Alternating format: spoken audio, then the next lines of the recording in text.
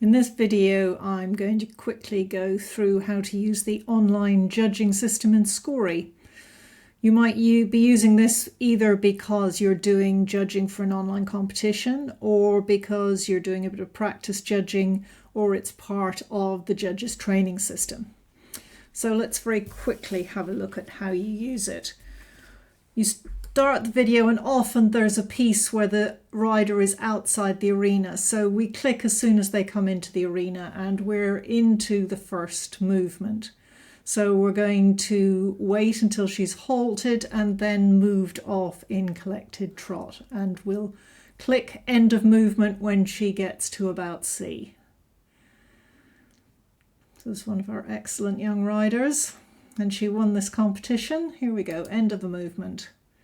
So I'm not a judge, so I can give whatever mark I like. Let's give her an 8 and make some comment here.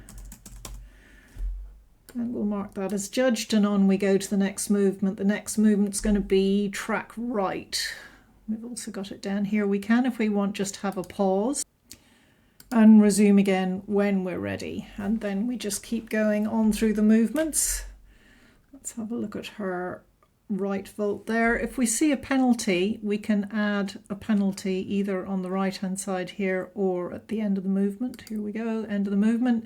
So if there was a penalty there, for example, we can just stick one in there and give our reason for here. Why would she get a penalty there? Wrong course. So let's say one of my favorites. And then we'll also give her some marks here. And on we go. So that's basically it. You just keep on working your way down through the system. I'm just going to whiz on to the end now. So here we are in the collective section. This is an FEI test, so we've only got one. So let's give her an 8, why not? Whatever comment we want. And some general comments overall. Old standby, lots of promise for the future. And then save our collectives. It takes a few minutes to generate the PDF, and then you should get the PDF back here. You can see I whizzed through and didn't put too many comments in. But if you're happy that that's the score that looks correct, then you can just confirm and submit, and then you will go back to the dashboard. So it's an example of a dashboard which just got one item to judge on it, and here's the score sheet that we just generated. So you can go back and have a look at that and download it if you. So I've zeroed the scores and we'll just go in and have a look at that test again, and I'll give you a few tips for doing online judging. So the first of these is about the size of your screen. If you make the screen very wide, then you end up having to scroll up and down to find the buttons. If you make it very narrow, then you end up with a really tiny screen.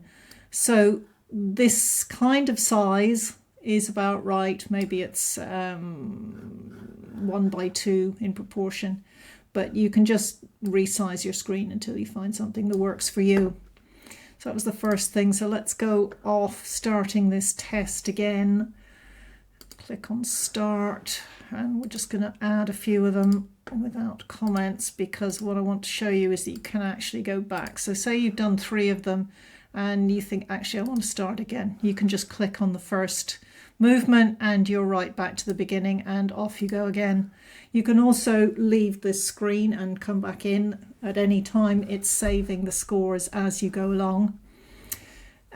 If for some reason you can't judge it, you can just go in here, click on unable to judge. Why? Maybe there was a poor quality video, whatever it is, then you can just confirm you're not able to judge that, and it will take you back out again. That's about it as a quick run through. I hope that's helpful.